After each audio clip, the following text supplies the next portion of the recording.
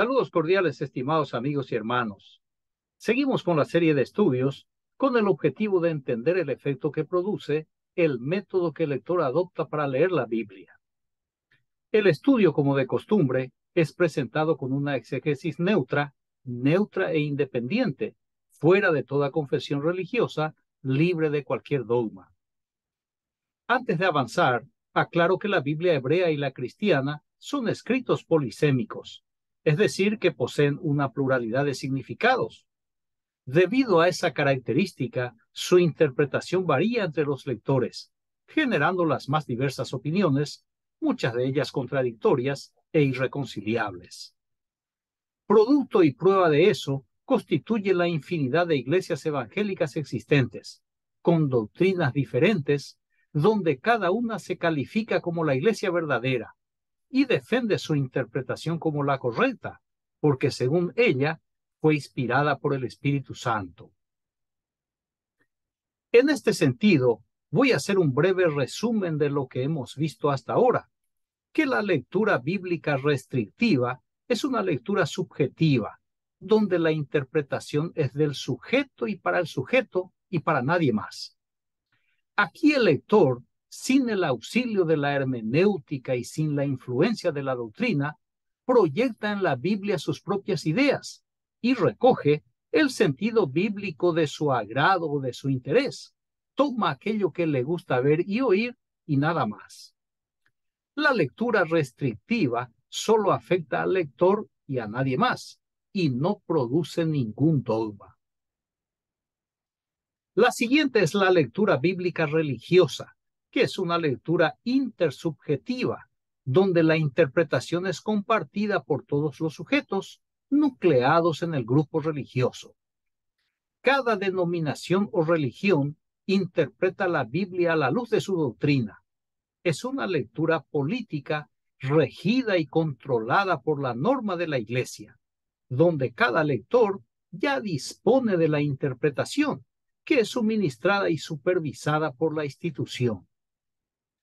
La interpretación pertenece al fundador de la organización religiosa, y el grupo tiene el deber de aceptar y acatar y amoldarse a esa cosmovisión religiosa. Así el lector de una institución, cualquiera sea, no se preocupa ni se ocupa de buscar en la Biblia algo nuevo, porque lo que debe entender y creer ya está sistematizada en la doctrina de su iglesia. Por ejemplo, en la iglesia luterana se interpreta la Biblia siguiendo la doctrina luterana, mientras que en la iglesia bautista se interpreta la Biblia siguiendo la doctrina bautista, y en la iglesia metodista se interpreta la Biblia siguiendo la doctrina metodista, y así sucesiva e indefinidamente. Todos los grupos religiosos afirman que su doctrina fue inspirada por el Espíritu Santo, de modo que su interpretación es la revelación del mismo Dios, aunque muy diferentes entre sí. La lectura religiosa es una lectura efectuada dentro del límite establecido por el dogma. La tercera lectura, la lectura bíblica reproductiva, es una lectura ejecutiva, establecida para que el lector ejecute su deber como miembro de la organización.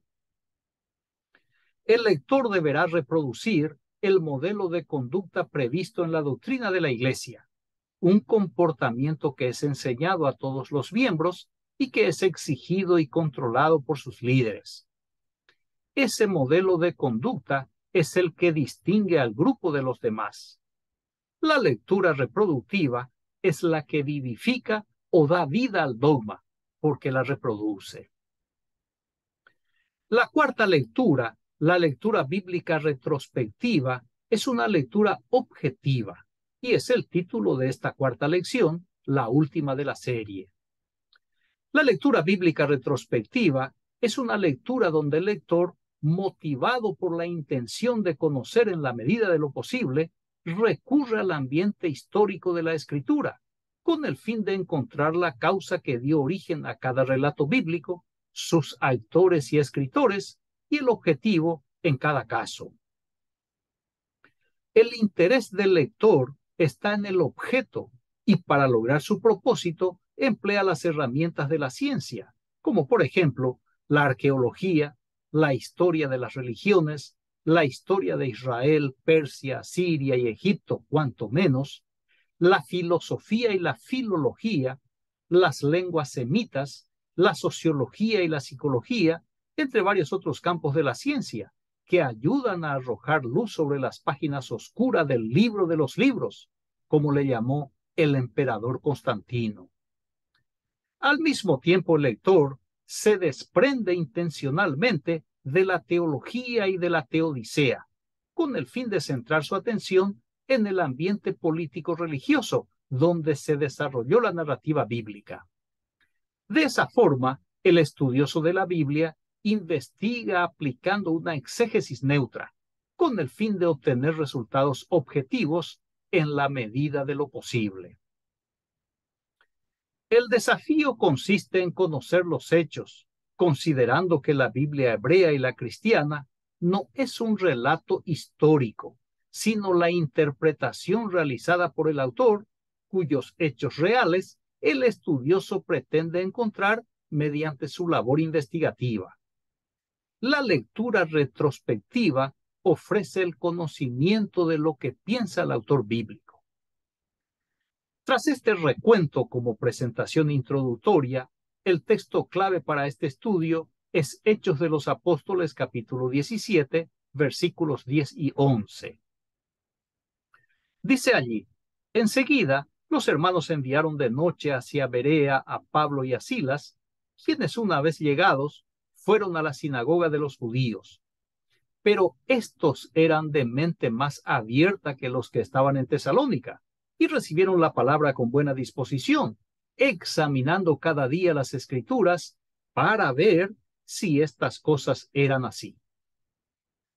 El autor de este relato contrasta la actitud inteligente de los congregados de la sinagoga de Berea con la conducta legítima de los judíos tesalonicenses, quienes reaccionaron, ante el mensaje blasfemo de Pablo, totalmente contrario al judaísmo de entonces y de ahora. Saulo de Tarso presenta a Jesús como el Mesías de Israel, un judío ejecutado por sedición al levantarse contra el Imperio Romano, violando las leyes vigentes en lo pertinente y en contra de las autoridades de su propio pueblo, legitimadas por el poder de Roma. Basado en la muerte de su compatriota revolucionario, Pablo elabora una nueva doctrina, producto de su interpretación de la muerte de Jesús a la luz de la Biblia hebrea. Esta nueva corriente de enseñanza religiosa es a todas luces contraria al judaísmo, razón por la cual generó la oposición de los judíos en Tesalónica, igual que en Jerusalén. Los gentiles, sin embargo, aceptaban la doctrina de Pablo fácilmente, porque desconocían la historia religiosa de Israel y Judea, y porque el judeocristianismo era apenas una nueva religión de misterio, otra más en el mundo grecorromano de entonces. Así que los judíos de Tesalónica que persiguieron a Pablo son condenados por el escritor, quien esconde con hipocresía la herejía predicada por Pablo, a quien sigue y defiende con su pluma. El autor aprovecha lo ocurrido para resaltar la conducta que a su juicio es la aceptada y acertada. Consiste en la actitud de la congregación de Berea, gente con la mente abierta que examinaban cada día las Escrituras para ver si estas cosas eran así. Entiéndase por cada día, cada vez que se reunían para escuchar al apóstol Pablo. En cuanto a usted y a mí, vamos a repetir el procedimiento de los miembros de la sinagoga de Berea, con el propósito de comprobar si las cosas fueron realmente como lo presenta el autor bíblico. Le anticipo que dicha aseveración de que examinaban las Escrituras carece de sustento. Primero, porque nadie, salvo que fuera rico, tendría la copia de un rollo, ya sea de la Torá o de cualquier otro libro considerado sagrado. Y si fuere un incircunciso, menos todavía. Segundo, porque si lo tuviera, no lo llevaría a la sinagoga para una reunión semanal, y mucho menos para una eventual, como fue la visita y el discurso de Saulo de Tarso. Además, sabiendo que los judíos veneran sus escrituras, que llevan hasta el atril con una ceremonia similar a la procesión de un santo católico, es muy improbable que lo carguen por la calle con el único fin de comprobar la autenticidad del análisis de Pablo. Tercero, porque cada sinagoga tiene sus rollos, y el único que manosea y lee es el rabino de planta, o el encargado de la sinagoga, o la persona designada para la lectura de ese día. Cuarto, porque nadie tendría condiciones para desenrollar y comprobar por la dificultad propia de manosear los rollos. Y peor aún, en medio de un gentío que está más interesado en escuchar lo que dice el palabrero antes que comprobar la veracidad de sus dichos. Y quinto, porque nadie tendría tiempo como para comprobar en el rollo, sabiendo que Pablo es un saltarín de temas, característica que torna imposible cotejar simultáneamente. Incluso hoy, con la practicidad que brinda la Biblia, es complicado seguir a un predicador que durante su exposición salta como un conejo de texto en texto constantemente.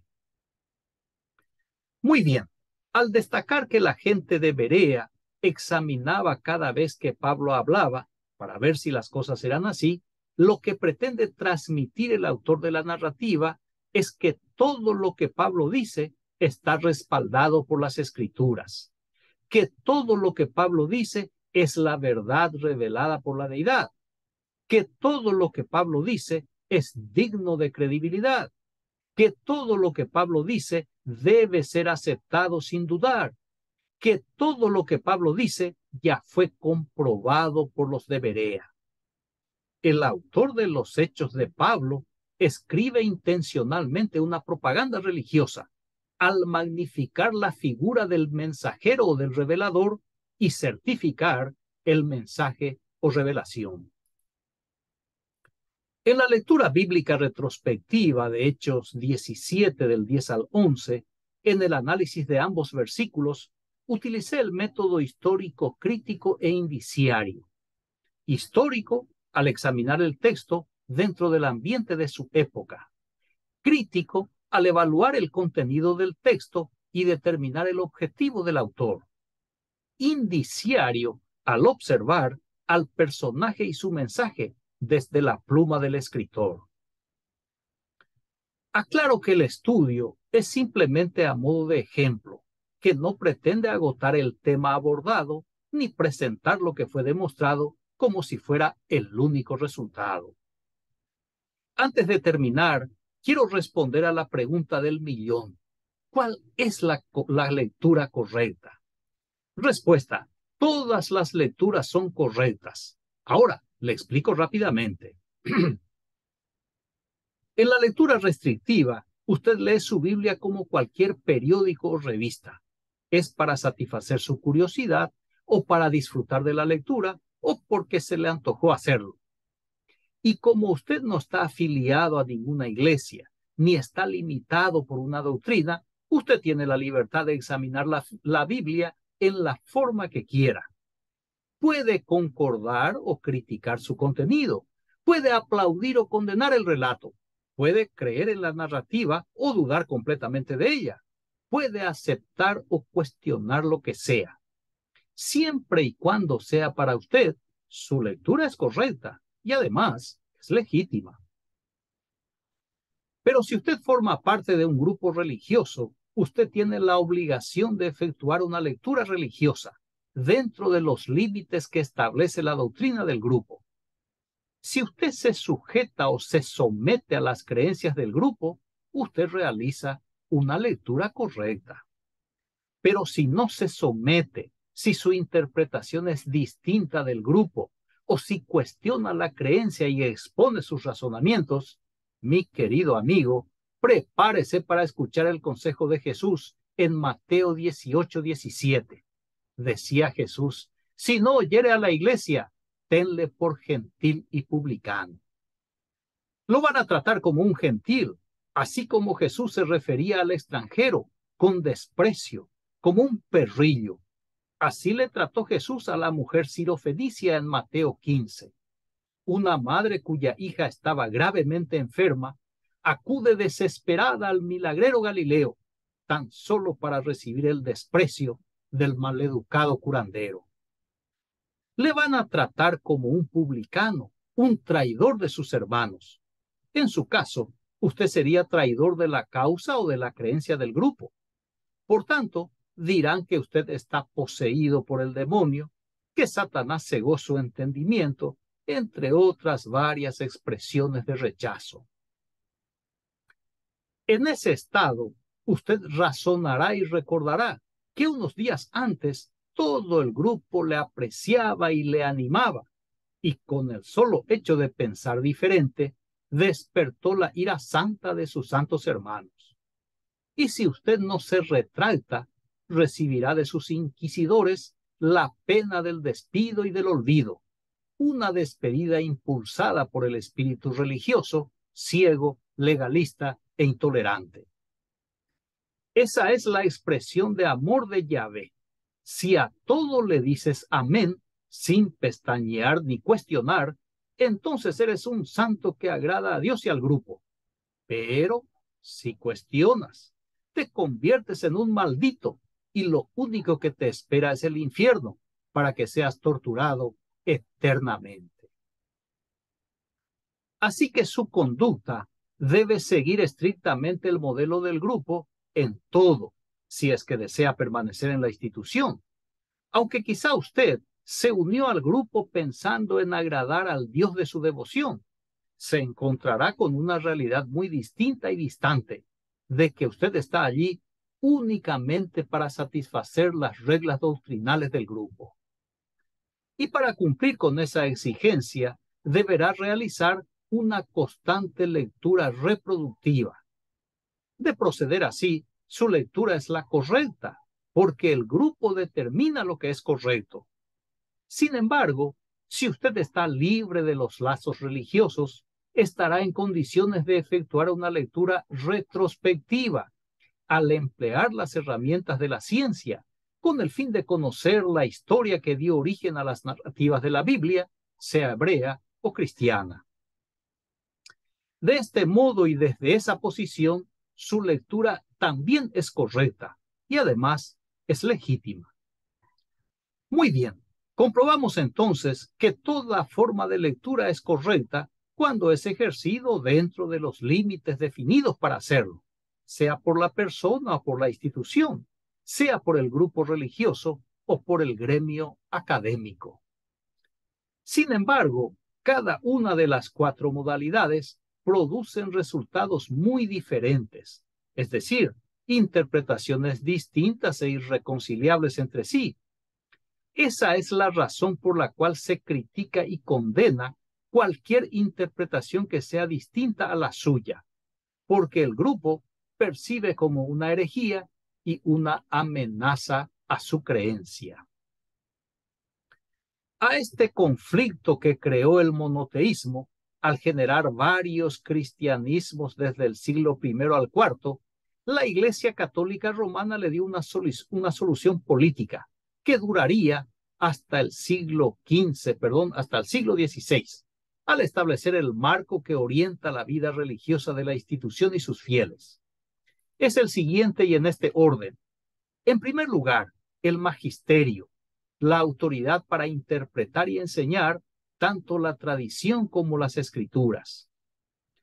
En segundo lugar, la sagrada tradición que consiste en la teología de la Iglesia. Y por último, es decir, al final y en tercer lugar, está la Sagrada Escritura. Precisamente esta es la causa que dio origen a esta serie de estudios. El hecho de que la Biblia, al ser un texto polisémico, es una fuente de interpretación tan diversa como inagotable. El fraile agustino alemán Martín Lutero se aferró solo a la Biblia, eliminó varios libros estableció su propia interpretación, fundó su propia iglesia y fue su primer papa. El efecto Lutero se repite constantemente, porque a cada día en el mundo nace una nueva iglesia que con su nueva interpretación anuncia que es la única iglesia verdadera. Muy bien, concluyo esta exposición y la serie con la advertencia del filósofo y escritor español Miguel de Unamuno. Cuanto menos se lee, más daño hace lo que se lee. Agradezco su amable atención, reciba un fraterno abrazo y hasta la próxima serie de estudios. Gracias.